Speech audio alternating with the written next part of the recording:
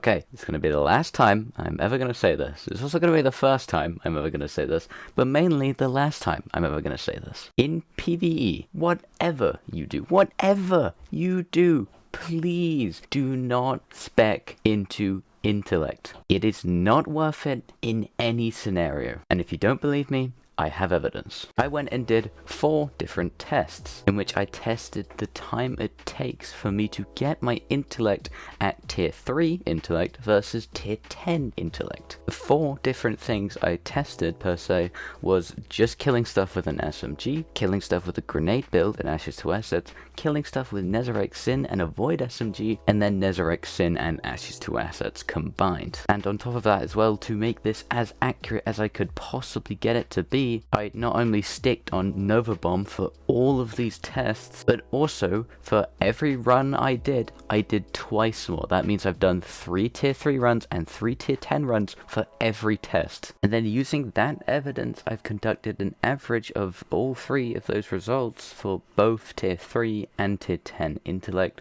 just to make sure this is as accurate as I can possibly make it. And here's the main result. Across all of the tests, on average, I got my super back about 5 seconds faster with tier 10 intellect. That is a 5-second difference between tier 3 and tier 10. 7 tiers of intellect. And like I said, that's on average. Basically every single test I did was about 5 seconds of difference. If that doesn't prove to you that you shouldn't even been looking at the stat in the first place, I don't know what does. And before you say to me as well, what about other things? What about hands-on? What about dynamo?